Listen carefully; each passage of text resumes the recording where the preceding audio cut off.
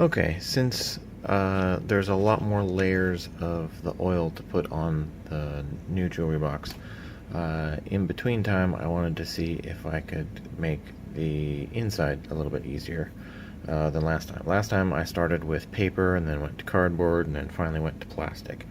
This time, since it is the just thin plastic and red felt, which is adhesive on the back, I just figured I would get a sheet of plastic, lay it over top, draw an outline, which I know that's clear, you can't see when I hold it up, and then set the base, and then figure out a piece for the side, cut the side. So basically that's where I'm at with the inside. Once I have that done, then what I did last time was I had the base, which again you can't see because it's transparent, and then the back piece, and I stuck the felt to there, then got the other piece as a separate piece of felt, and the plan is to overlap along all the edges so the felt actually goes over and down along the back. That way, actually putting it in the box helps hold the ends of the felt together, versus if you just have it as a sticky edge, the wear over time would tend to open up the felt, and then you'd have mess. And again, I'm trying to put it on the plastic because then if the felt gets messed up, you could just take the whole thing out, use the piece of plastic again, put new felt on, and it works a little bit better than if you put the felt directly on the box. That's a lot more work. So that's the next step. Well, like I said, other than I have to add a bunch more layers. So this do 0000 steel wool, and then clean it all off with that, buff it, put more oil, clean it, buff it, sand as needed if it comes up with sanding, and eventually it has the nice finish. But anyway, working on the inside. Okay, the surfacing still needs more layers of oil, but the red felt worked. See, it goes the whole way around and has the nice inside.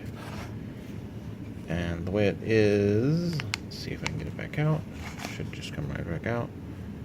So we layered it. So we have the flat piece on the bottom as a flap. Then we have another separate piece for the sides. But the way the felt got cut, or the way I did the felt, this is one piece of felt the whole way up over and then wrapped over the back. So that way this is a flap. And then I work on another piece around the front, because that way the edges and gaps are in the back corners, where hopefully they have more protection and less wear and tear. Yeah, but it works. And we'll see if I can get this all stuffed down in with one hand. Took two last time. Get it all stuffed around and shifted. Yeah, it's not too bad.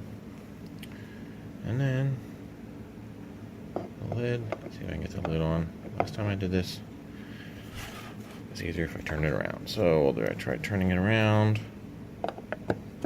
And yeah, that seems to be the way to put that on, because it just goes right on. So again, it's not done.